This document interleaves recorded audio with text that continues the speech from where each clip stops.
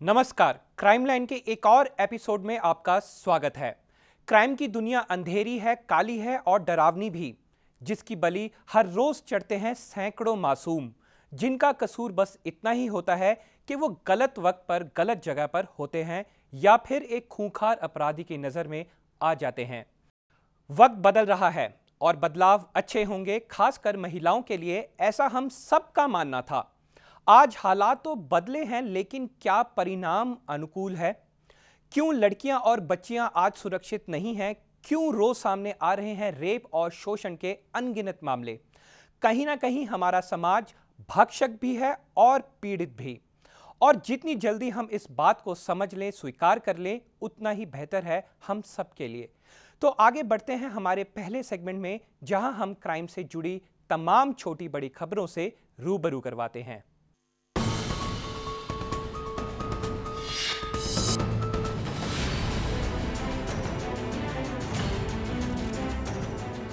हिसार के infamous suicide pact case में एक और अनहोनी तब घटी जब परिवार का मुखिया ही पीजीआई रोहतक से कहीं गायब हो गया।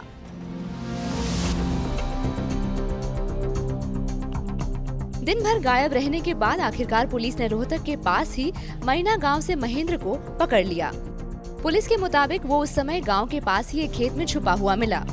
महेंद्र ने अपने पूरे परिवार के साथ कुछ ही दिन पहले पुलिस के दबाव, आर्थिक तंगी व सामाजिक डर के चलते जहर खा लिया था। महेंद्र के अलावा बाकी सभी की मौत हो चुकी है।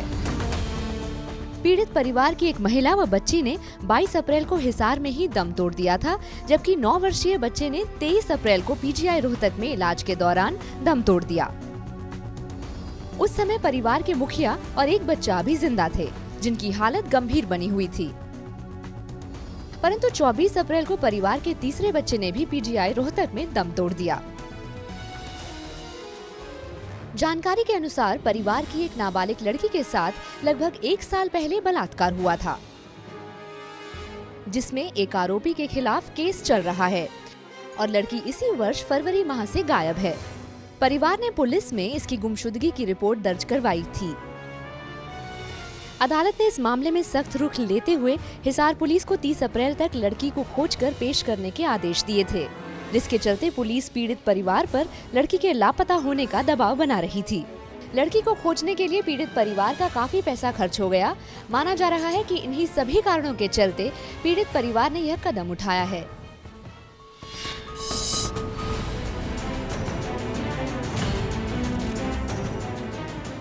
गुरुवार को जो 3 विचाराधीन कैदी पुलिस कस्टडी से फरार हो गए थे, उनमें से 2 कैदी शुक्रवार की रात मानसा जिले के बेनीवाल गांव में पुलिस मुठभेड़ में मारे गए, जबकि तीसरा कैदी अभी भी फरार है। शुक्रवार को ही बठिंडा पुलिस ने इन कैदियों का पता देने वाले को 1 लाख रुपए इनाम की घोषणा की थी। कैदी फरार होने की इस वारदात में एक पुलिसकर्मी की मौत हो गई थी, जबकि दूसरे को गंभीर अवस्था में अस्पताल में भर्ती कराया गया था। यह वाकया उस समय का है जब इन तीनों कैदियों को पंचकुला कोर्ट से बठिंडा सेंट्रल जेल में वापस लाया जा रहा था। बड़े ही फिल्मी अंदाज में तीनों कैदियों ने पहले पुलिस वालों की आंखों में मिर्ची का पाउडर डाल दिया और फिर उनकी राइफल छीनकर अंधाधुंध फायरिंग शुरू कर दी। इस फायरिंग में हेड कांस्टेबल अवतार सिंह का निधन हो गया और कांस्टेबल मनदीप सिंह जख्मी हो गए। आपको बता दें कि इससे पहले भी ये कैदी पुलिस कर्मियों को चकमा देकर कस्टडी से फरार हो गए थे।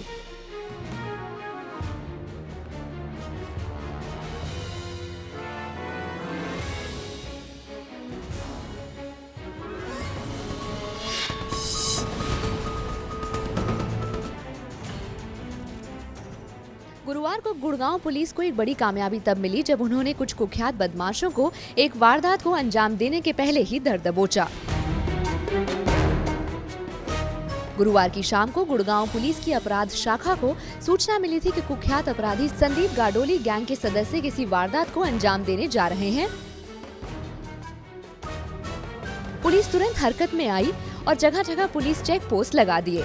देर रात जब सुभाष चौक नाकाबंदी पर उनकी गाड़ी को रोकने की कोशिश की गई तो इन बदमाशों ने पुलिस पर फायरिंग कर भागने की कोशिश की, लेकिन पुलिस ने जल्द ही सारे बदमाशों को अपनी गिरफ्त में ले लिया। इनके पास से 10 रिवॉल्वर और 104 जिंदा कारतूस बरामद किए गए। ये सभी बदमाश किस वारदात को अंजाम देने जा रहे थे, ये तो पुलिस पूछताछ के बाद ही बता पाएगी।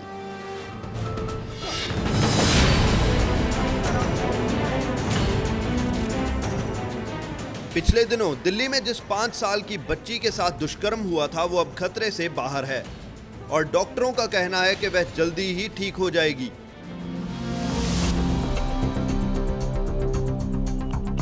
वहीं दोनों दुष्कर्मियों को पुलिस ने धर दबोचा है, जिनमें से प्रदीप नाम के आरोपी को 21 अप्रैल को बिहार के लखीसराय जिले के बहरिया गांव से उसके मौसा के घर से गिरफ्त में लिया गया,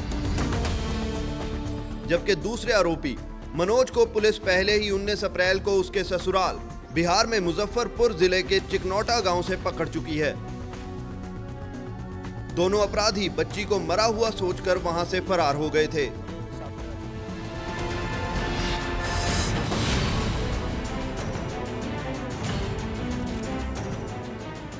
पिछले दिनों लुधियाना में नाना द्वारा अपने ही नवजात नाती को बेचने के मामले में अभी तक 4 लोगों को गिरफ्तार किया गया है।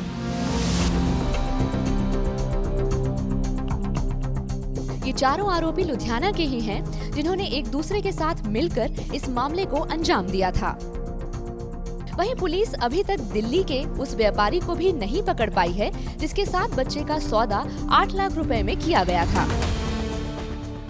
वहीं पुलिस इस पहलू को भी खोजने में लगी हुई है कि कहीं ये कोई बड़ा गैंग तो नहीं जो इसी तरीके से इंटरनेट के द्वारा बच्चों की खरीद फरोख्त करता हो। बच्चे के नाना फिरोज ने अपने दोस्त अरफान के साथ मिलकर महज 45,000 रुपए और एक शराब की बोतल के लिए अपने ही नाती को अस्पताल की एक सुनीता नाम की नर्स को बेच दिया था और फिर वहां से बच्चे की सौदेबाजी का सिलसिला शुरू हुआ था, जिसमें नर्स ने बच्चा उसी अस्पताल के लैब कर्मचारी गुरप्रीत को 3.5 लाख रुपए में बेच दिया था। लैब कर्मचारी गुरप्रीत ने आधुनिक तकनीक का इस्तेमाल करते हुए बच्चे को इंटरनेट के द्वारा नीलामी के बाजार में पहुंचा दिया। इसके लिए उसने सोशल नेटवर्किंग वेबसाइट फेसबुक का सहारा लिया और देखते ही देखते इस मासूम को दिल्ली के एक कारोबारी ने पूरे 8 लाख रुपए में खरीद लिया था। अब वक्त है क्राइम फाइल का। इस हफ्ते पूरे देश में गुस्से और रोष की लहर एक बार फिर दौड़ी। हवा चली एक बार फिर दिल्ली से, जहां 5 साल की एक नन्ही सी बच्ची को ऐसी यातनाओं से गुजरना पड़ा जिनकी हम कल्पना भी नहीं कर सकते। लेकिन हम आपको उस केस की ओर ना ले जाकर एक और कुछ ऐसे ही केस को दिखाने जा रहे हैं जो जालंधर के मंडला छना गांव में घटा। इस बार एक 14 साल की लड़की हुई बलात्कार की शिकार। क्या था ये पूरा मामला और क्या सच आया सामने, आइए आपको दिखाते हैं।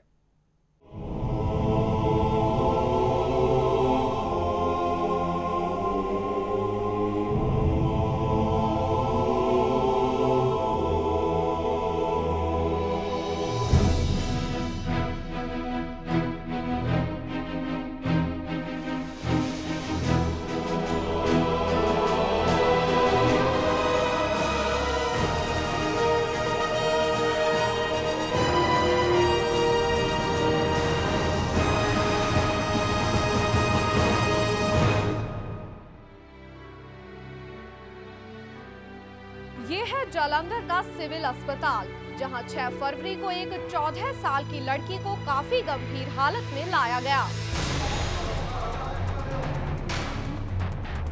लड़की को नकोदर सिविल अस्पताल से यहां रेफर किया गया था। आखिर क्या हुआ था लड़की के साथ? 14 साल की शांत रात दस्या ने भी मेरे नाल मुंह बंद करके ले गए ही, पता नहीं कितने ले गए, पता नहीं जो घरे छोड़ के उदों नहीं पता लगा किदा नहीं। कौन लैके गया से? कुलविंदर सिंह, चरणजीत चन्नी, एक शेर सिंह। कित्थों दे जी? पिंड दे है। इन्ना ना तुहाडी पुरानी रंजिश है कि नहीं? रंजिश है ही नहीं कोई भी इस तरह की कोई। तो तुसी पुलिस च कंप्लेंट की? हाँ जी आज। पिता ने बताया कि लड़की के साथ रेप हुआ था और साथ ही आरोप लगाया 3 लोगों पर। एक लड़की 14-15 साल मंडाला छन्ना, ਉਹਦੇ ਫਾਦਰ ਦੇ ਬਿਆਨਾਂ ਤੇ ਕੱਲ ਇੱਕ FIR ਲੋਹੀਆਂ ਥਾਣੇ ਵਿੱਚ ਦਰਜ ਹੋਈ ਹੈ ਕਿ ਮੇਰੀ ਲੜਕੀ ਨੂੰ 28 ਤਰੀਕ ਰਾਤ ਨੂੰ ਜਦੋਂ 10 ਵਜੇ ਉਹ ਬਾਥਰੂਮ ਕਰਨ ਲਈ ਵਿਹੜੇ ਵਿੱਚ ਉੱਠ ਕੇ ਗਈ, 3 ਮੁੰਡੇ ਪਿੰਡ ਦੇ ਹੀ ਜਿਨ੍ਹਾਂ ਦੇ ਨਾਮ ਹੈਗੇ ਬਲਵਿੰਦਰ ਸਿੰਘ, ਸ਼ੇਰ ਸਿੰਘ ਤੇ ਚਰਨਜੀਤ ਸਿੰਘ, ਮੂੰਹ ਤੇ ਹੱਥ ਰੱਖ ਕੇ ਜਬਰੀ ਚੁੱਕ ਕੇ ਲੈ ਗਏ ਤੇ ਰੇਪ ਕਰਕੇ ਬਾਅਦ ਚ ਘਰੇ ਸੁੱਟ ਗਏ। ਇਹ ਜਿਹੜੀ ਗੱਲ ਹੈ ਮੇਰੀ ਲੜਕੀ ਨੇ ਉਹਨੇ ਦਿਨ ਮੈਨੂੰ ਦੱਸੀ ਨਹੀਂ ਤੇ ਇਹ ਮੈਨੂੰ 5 ਤਰੀਕ ਨੂੰ ਸ਼ਾਮ ਨੂੰ ਲੜਕੀ ਨੇ ਗੱਲ ਦੱਸੀ। ਜਿਹੜੇ 6 ਤਰੀਕ ਨੂੰ ਮੈਂ ਆਪਣੀ ਲੜਕੀ ਨੂੰ ਲੋਹੀਆਂ ਹਸਪੀਟਲ ਦਾਖਲ ਕਰਾਉਣ ਲੈ ਆਇਆ ਤੇ ਜਿੱਥੋਂ ਲੜਕੀ ਦੀ ਹਾਲਤ ਗੰਭੀਰ ਹੋਣ ਕਰਕੇ ਉਹਨੂੰ ਨਕੋਦਰ ਸਿਵਲ ਹਸਪੀਟਲ ਰੈਫਰ ਕਰ ਦਿੱਤਾ ਗਿਆ। ਉਸ ਤੋਂ ਬਾਅਦ ਜਲੰਧਰ ਸਿਵਲ हॉस्पिटल रेफर कर दिता गया।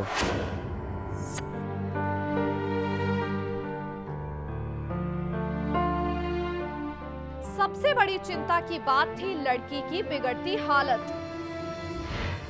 उसका हीमोग्लोबिन स्तर सिर्फ 2 पर था। इतने कम हीमोग्लोबिन का कारण था खून रिसाव। पीड़ित लड़की का काफी खून बह चुका था, लेकिन कैसे? कुड़ी दी हालत काफ़ी सीरीयस है। 2 ग्राम इहदा HB हैगा और जिहड़े इहदे वाइटल्स आ अजे तक तो स्टेबल आ, पर गायनेकोलॉजिस्ट के मुताबक इसनूं वड्डे हायर इंस्टीट्यूशन भेजने ਦੀ ਲੋੜ ਹੈਗੀ ਹੈ। ਹੁਣ ਤੁਸੀਂ ਇਹਨੂੰ ਕਿੱਥੇ ਰੈਫਰ ਕਰ ਰਹੇ ਹੋ? ਹੁਣ ਅਸੀਂ ਇਹਨੂੰ ਅੰਮ੍ਰਿਤਸਰ ਮੈਡੀਕਲ ਕਾਲਜ ਵਿਖੇ ਭੇਜਣ ਨੂੰ ਜਾ ਰਹੇ ਹਾਂ, ਕਿਉਂਕਿ ਕੁੜੀ ਦਾ ਜਿਹੜੇ ਇੰਟਰਨਲ ਥੋੜੇ ਜਿਹੇ ਪਾਰਟਸ ਜਿਹੜੇ ਹੈਗੇ ਆ ਉਹਨਾਂ थोड़ी जी इन्फ्लामेशन हैगी है सारी। ये थे जालंधर सिविल अस्पताल के डॉक्टर, जिन्होंने पीड़ित लड़की को एग्जामिन करने के तुरंत बाद ये जानकारी दी। लड़की की नाजुक हालत को देखते हुए उसे अमृतसर के गुरु नानक देव अस्पताल में रेफर कर दिया गया। इस वक्त अजय देखो लड़की तो बहुत ज़्यादा नाजुक हालत में आई है और अजे भी लड़की जी है वो नाजुक हालत में ही है। 3 ग्राम वह हीमोग्लोबिन सीगा, दैट मीनस कि बहुत सारी ब्लीडिंग उससे हुई है। उसनों सैप्सिस होया, इन्फैक्शन हुई है, सेप्टिसीमिया की हालत में आई है। तो इस सिचुएशन दे विच जान नूं खतरा जिहड़ा है वो बनिया हुंदा ते असीं उस सिचुएशन दे विच उस बच्ची नूं डॉक्टरी एड दित्ती है, सांभिया साडियां टीमां ने, साडी गायनेकोलॉजिस्टां दी टीम ने। फिर लोड़ महसूस की गई, वो हाल देख के लोड़ महसूस की गई कि असी सर्जिकल ट्रीटमेंट जी है उन्होंने नाल भी कंसल्ट करिए। तो साडी दोवां डिपार्टमेंटां दी जिहड़े है ने प्रोफैसरस ते उन्हां दी टीम उन्होंने इस केस नूं सर्जिकल प्रोसीजर किया उसके उत्ते और इस वक्त तो कंप्लीट की है, सर्जरी कंप्लीट की है। अजे उसकी रिकवरी दे विच है। तो रिकवरी तो बाद असी उसनूं ICU शिफ्ट करना चाहांगे और ICU दे विच उसनूं लगातार ऑब्जर्व करांगे, 48 आवर ऑब्जर्व करके फिर असी लड़की की हाल की स्थिरता बारे कुछ कह सकने के काबिल होवांगे। पीड़ित लड़की बेहोश थी और हालात की गंभीरता को देखते हुए डॉक्टरों को इमरजेंसी में ही सर्जरी करनी पड़ी। ये तो था मेडिकल का पहलू, लेकिन उस लड़की को इस हालत में पहुंचाने वालों को ढूंढना जरूरी था। एक टीम जहां कथित तौर पर अपराधियों को ढूंढने में लगी हुई थी, वहीं दूसरी टीम लड़की के होश में आने की प्रतीक्षा कर रही थी। पुलिस स्टेशन लोहियां दे विच जिहड़ा मुकदमा दर्ज हो चुका है, ऑलरेडी परसों दा दर्ज मुकदमा है ते उहदे विच वख-वख जिहड़ियां पार्टियां पुलिस पार्टियां भेजियां होईयां, क्योंकि मैं भी कल दा इत्थे आया होया। बाकी मैनूं अजे लेटेस्ट रिपोर्ट दा नहीं पता भी बंदा कोई अरेस्ट कीता या नहीं कीता। बाकी केस दे विच सिट भी बनी हुई है ते पूरी इन्वेस्टिगेशन बहुत सही तरीके नाल चल रही है। डॉक्टर कहते हैं कि लड़की जी स्टेबल है, क्या वो अजे बयान देने के काबिल हुई है? डॉक्टर की जी वर्शन है कि वो डॉक्टर ही दसते हैं, क्योंकि उही ट्रीट कर रहे हैं। तो बाकी जी स्टेटमेंट देने दे कल तो सानू नहीं सी स्टेटमेंट दी, सानू लिखता सी अनफिट है। अज असीं हुण थोड़ी देर तक मूव करांगे एप्लीकेशन, उहदे च दसणगे फिट है तां भी दसणगे, नहीं तो फिर वो सानू लिखती तौर पर देणगे।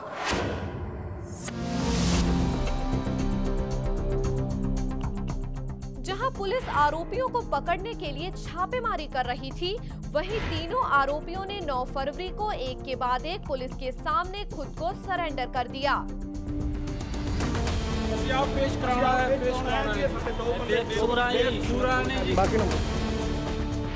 लेकिन वो अपने आप को बेकसूर बता रहे थे।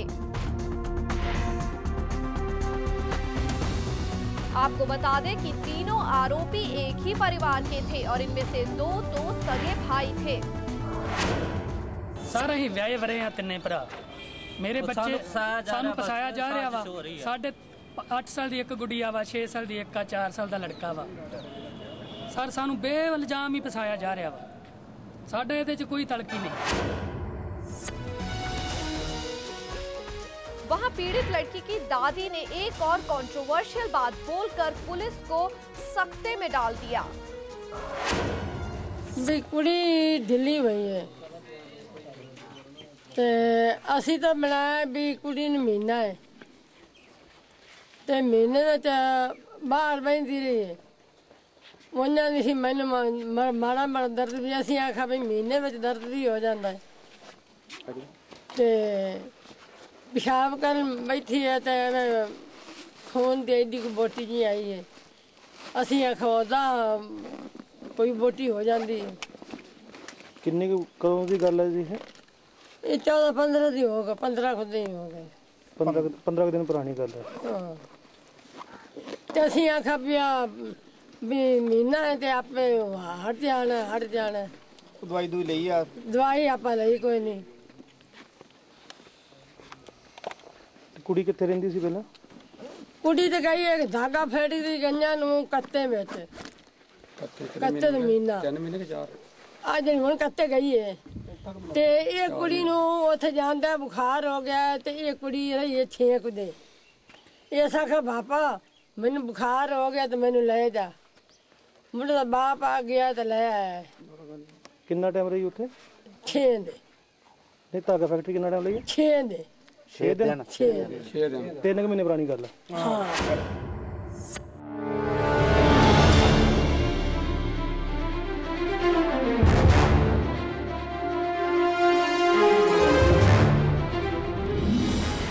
ये इंटरव्यू है 7 फरवरी का, रेप की रिपोर्ट दर्ज होने के अगले ही दिन का। उसकी दादी इस इंटरव्यू में बता रही है कि लड़की की हालत पिछले 14 से 15 दिनों से खराब थी,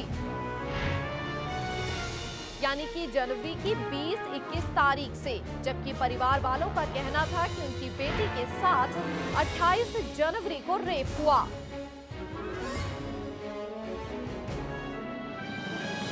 पीड़ित लड़की की दादी ने ये भी बताया कि लड़की को लगातार खून आ रहा था। परिवार वाले सोचते रहे कि ये मासिक धर्म है और 3 से 5 दिन में ठीक हो जाएगा, लेकिन ऐसा हुआ नहीं और लड़की की हालत बिगड़ती गई, जिसे देखते हुए घर वालों ने एक डॉक्टर को घर बुलवाया। सर मैं घर पे गया, जो दर्द हो बुलाया, और कुछ नहीं बताया, दर्द हो रहा वा। मैं गया इंजेक्शन दे के फिर आ गया। दूसरे दिन फिर शाम को बुलाया, ठीक है, कहते बेदा हैगी ब्लीडिंग हैगी थोड़ी बहुत देर। मैं कहा मेरे वास्ते मैं इस तरह इलाज नहीं कर सकता, इतना थोड़ा बाला कर सकते हैं जो टाइम पर एमरजेंसी ली, बस यही होर नहीं कुछ किया। पर मैं 31 तरीक ਨੂੰ ਗਿਆ ਸੀ ਜਿੱਦਾਂ ਤੇ 6 तरीक तो बाद इन्होंने एडमिट किया हैगा। उस दिन मैंने बुलाया गया उत्थे, मुझे तो पता नहीं क्या हुआ या क्या नहीं हुआ। देखा मैं जब गया देखा क्या गल बस नहीं, कि वो बात है 6 दिन कहाँ रहे मुझे नहीं पता।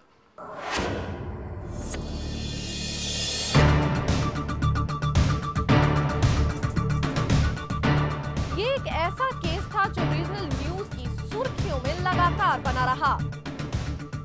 सारे अखबार तरह तरह की इन्वेस्टिगेटिव रिपोर्ट छापने लगे। एक नामी अंग्रेजी अखबार ने छापा कि पीड़ित लड़की की मां ने उनसे कहा कि उसे 3 महीने तक रेप किया गया है। एक और अखबार ने एसआईटी रिपोर्ट के हवाले से खबर दी कि डॉक्टरों की रिपोर्ट के मुताबिक लड़की पर यौन उत्पीड़न तो हुआ है, लेकिन रेप नहीं हुआ। लेकिन जब हमारे रिपोर्टर ने अमृतसर में गुरु नानक देव अस्पताल के डॉक्टर से बात करने की कोशिश की तो वो कुछ भी कहने से कतराते नजर आए। रेप की पुष्टि हुई है ये तक? इस ते कुछ नहीं मैं कमेंट कर सकता जी आज दी डेट। इस ते कुछ नहीं मैं कमेंट कर सकता जी आज दी डेट।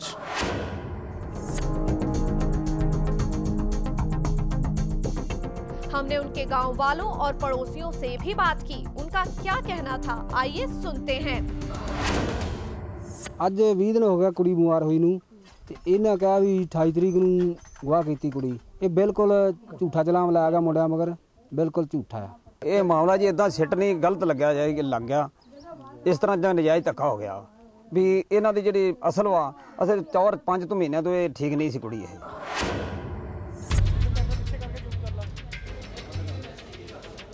लेकिन लड़की के पिता दबाव में नजर आए।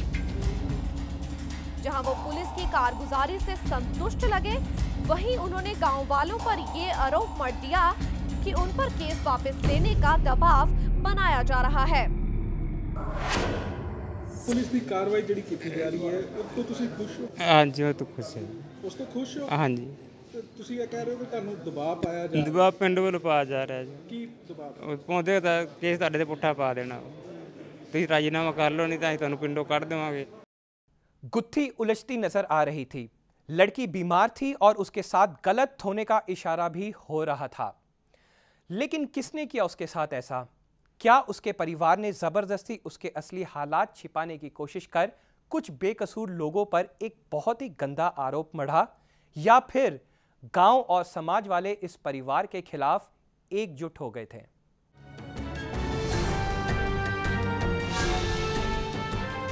निष्कर्ष निकालना पुलिस का काम था।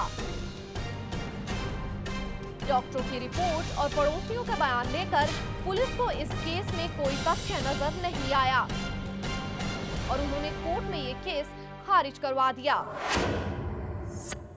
एसआई टीम ने बड़ी ਬਰੀਕੀ ਤੋਂ ਤਫਤੀਸ਼ ਤੋਂ ਬਾਅਦ ਇਹ ਜਿਹੜੇ 3 ਦੋਸ਼ੀ ਸੀਗੇ ਇਹ ਤਫਤੀਸ਼ ਦੇ ਵਿੱਚ ਬੇਗੁਨਾਹ ਪਾਏ ਗਏ ਤੇ ਫਿਰ ਮਾਨਯੋਗ ਕੋਰਟ ਤੋਂ ਇਹਨਾਂ ਨੂੰ ਮੁਕੱਦਮਾ ਵਿੱਚੋਂ ਡਿਸਚਾਰਜ ਕਰਵਾ ਦਿੱਤਾ ਗਿਆ ਸੀ।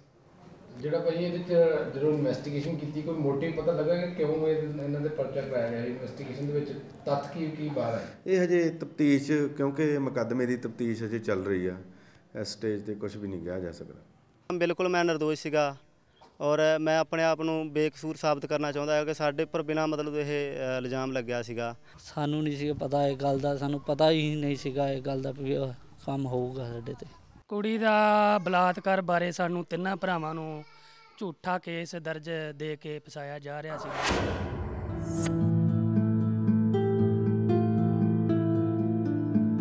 इस निष्कर्ष से जहां बचाव पक्ष खुश नजर आया, वहीं पीड़ित लड़की का परिवार मायूस और पस्त नजर आया और वो आज भी अपने दावों को सही ठहरा रहे हैं। ਪਰ ਬਾਅਦ ਵਿੱਚ ਪੁਲਿਸ ਨੇ ਉਹਨਾਂ ਨੂੰ ਇਨਵੈਸਟੀਗੇਸ਼ਨ ਦੇ ਵਿੱਚ ਬਰੀ ਕਰਤਾ ਕਿ ਹੁਣ ਉਹ ਤਾਂ ਉਹਨਾਂ ਨੂੰ ਪਤਾ ਹੈ। ਹੁਣ ਇੱਕਰੀ ਅਸੀਂ ਵੀ ਪੁੱਛ ਦੱਸ ਕਰਾਂਗੇ ਹੈ ਵੀ ਹੁਣ ਇਹ ਦੂਜਾ ਕਈ ਗੱਲੋਂ ਵੀ ਹੋ ਗਿਆ ਵੀ ਬਰੀ ਕਈ ਗੱਲੋਂ ਆਂਦੇ ਨੇ ਵੀ ਹੋ ਗਏ ਆ ਹੈ। ਤੇ ਕਿਵੇਂ ਕੀ ਲੱਗਦਾ ਤੁਹਾਨੂੰ ਕਿਵੇਂ ਹੋ ਗਏ ਆ? ਸਾਨੂੰ ਇਹ ਨਹੀਂ, ਸਾਨੂੰ ਨਹੀਂ ਪਤਾ ਵੀ ਕਿਵੇਂ ਹੋਏ ਨੇ ਹੈ। ਸਾਨੂੰ ਤੇ ਇਹ ਦੂਜਾ ਪਤਾ ਹੈ ਵੀ ਸਾਡੇ ਗੂਠੇ ਲਵਾ ਕੇ ਪੰਚਾਇਤ ਲੈ ਗਈ ਹੈ। ਕਿ ਤੁਹਾਡੀ ਕੋਈ ਮਦਦ ਨਹੀਂ ਕੀਤੀ? ਨਾ ਸਾਡੀ ਕਿਸੇ ਮਦਦ ਨਹੀਂ ਕੀਤੀ। ਸਾਡਾ ਤਾਂ ਇੱਕੋ ਕੱਲਾ ਘਰ ਨਾ ਕੋ ਸਾਨੂੰ ਕੋ ਬੁਲਾਵੇ ਨਾ ਚਲਾਵੇ ਨਾ, ਸਾਨੂੰ ਅਜੇ ਵੀ ਖਤਰਾ ਪੂਰਾ ਹੈ। ਹਾਂ ਕੁਛ ਨਹੀਂ ਹੋਇਆ ਜੀ। ਪਰ ਕੋਰਟ ਨੇ ਡਿਸਚਾਰਜ ਕਰਤੇ। ਕੋਰਟ ਨੇ ਕਰਤੇ ਆ ਸਾਰਾ ਇੱਕ ਪਿੰਡ ਪਾਸੇ ਹੋ ਗਿਆ। ਜਿਹੜੇ ਮਨ ਲੀਡਰ ਉਹ ਵੀ ਇੱਕ ਪਾਸੇ ਹੋ ਗਏ ਕਿ ਉਹਨਾਂ ਨੂੰ ਕਿਸੇ ਗਰੀਬ ਨਾਲ ਇੱਜ਼ਤ ਨਾ ਹੈ ਨਹੀਂ। ਉਹਨਾਂ ਨੂੰ ਆਪਦੀ ਵੋਟਾਂ ਨਾਲ ਵਾ, ਸਾਡੀ ਵੋਟਾਂ ਹੈਗੀਆਂ ਠੀਕ ਆ ਤੇ ਗਰੀਬ ਦੀ ਮਰਜ਼ੀ ਰੁਲਦਾ ਫਿਰ। ਸਾਡੀ ਕੋਈ ਸੁਣਾਈ ਨਹੀਂ, ਕੋਈ ਕੁਛ ਨਹੀਂ ਕੀਤਾ। ਪੁਲਿਸ ਨੇ ਕਹਿੰਦੇ ਪੁਲਿਸ ਕੋਲ ਜਾ ਕੇ ਆਏ, ਉਹ ਕਹਿੰਦੇ ਇਨਵੈਸਟੀਗੇਸ਼ਨ ਕੀਤੀ ਉਹਨਾਂ ਨੇ ਕੋਈ ਸਹੀ ਬਿਆਨ ਹੀ ਨਹੀਂ ਕੁੜੀ ਤੋਂ ਆਇਆ ਤੱਕ। ਉੱਥੇ ਬੇਹੋਸ਼ ਹੀ ਗਈ ਸੀ, ਨਾ ਕੋਈ ਦੱਸ ਪਾਈ ਨਾ ਚੱਜ ਨਾ ਕੁਛ। ਇਹ 3 ਜਣੇ ਸੀਗੇ, ਇਹਨਾਂ ਨੇ ਸ਼ਰਾਬ ਪੀਤੀ ਸੀ ਤੇ ਇਹਨਾਂ ਨੇ ਮੈਨੂੰ ਮਾਰੇ ਕੁੱਟਿਆ ਵੀ ਬਹੁਤ ਹੈ। ਬਾਅਦ 'ਚ ਮੇਰਾ ਬਲਾਤਕਾਰ ਵੀ ਕੀਤਾ। ਜਦੋਂ ਕੋਰਟ 'ਚ ਤੁਹਾਡੇ ਬਿਆਨ ਹੋਇਆ ਉਦੋਂ ਤੁਸੀਂ? ਕੋਰਟ 'ਚ ਨਹੀਂ ਹੋਇਆ ਜੀ। ਪੁਲਿਸ 'ਚ ਜਿਹੜੇ ਬਿਆਨ ਹੋਏ ਉਹਦੇ 'ਚ ਤੁਸੀਂ ਇਹ ਗੱਲਾਂ ਕਹੀਆਂ? ਮੈਂ ਤਾਂ ਬੇਹੋਸ਼ ਸੀ ਉਦੋਂ, ਮੈਨੂੰ ਕੋਈ ਪਤਾ ਨਹੀਂ ਵੀ ਮੈਂ ਕੀ ਕਿਹਾ ਤੇ ਕੀ ਨਹੀਂ। ਜਿਹੜੀ ਪੁਲਿਸ ਨੇ ਇਨਵੈਸਟੀਗੇਸ਼ਨ ਕੀਤੀ, ਪੁਲਿਸ ਨੇ ਪੁੱਛਗਿੱਛ ਕੀਤੀ, ਉਹਦੇ 'ਚ ਤੁਹਾਡੀ ਕੀ ਗੱਲਬਾਤ ਹੋਈ? ਉਦੋਂ ਹਸਪੀਟਲ ਵਿੱਚ ਹੀ ਪੁੱਛਿਆ ਸੀ, ਇੰਨਾ ਮੈਨੂੰ नहीं पता भी किद्दां मैं गल कीती किद्दां नहीं। इस केस में फैसला तो हो गया, लेकिन क्या पीड़ित लड़की को इंसाफ मिला? उसकी ये हालत कैसे हुई? क्या उसके साथ सच में रेप हुआ था या फिर कोई प्यार में धोखे का मामला था? अगर आरोपियों ने सच में लड़की के साथ रेप नहीं किया तो पुलिस केस पर वो फरार क्यों हो गए? और फिर बाद में उन्होंने सरेंडर क्यों किया? अगर केस झूठा था तो फिर पीड़ित लड़की के पिता ने इन 3 भाइयों पर ही क्यों आरोप लगाया? अगर परिवार वाले झूठ बोल रहे हैं तो क्या उसके साथ अन्याय नहीं? और अगर तथ्य कुछ और हैं तो क्या फिर से जांच की जरूरत नहीं? क्या आप इस निर्णय से संतुष्ट हैं? अगर आप इस मामले पर अपनी प्रतिक्रिया देना चाहते हैं तो आप हमें मेल कर सकते हैं editor@dayandnightnews.com पर। फिर से होगी मुलाकात अगले हफ्ते, तब तक के लिए नमस्कार। खबरों की दुनिया में आइए, हमारे साथ कहीं भी और कभी भी जुड़िए। हम मिलेंगे फेसबुक पर, हम दिखेंगे यूट्यूब पर, हमें फॉलो कीजिए ट्विटर पर। खबरों के साथ बने रहिए रात दिन।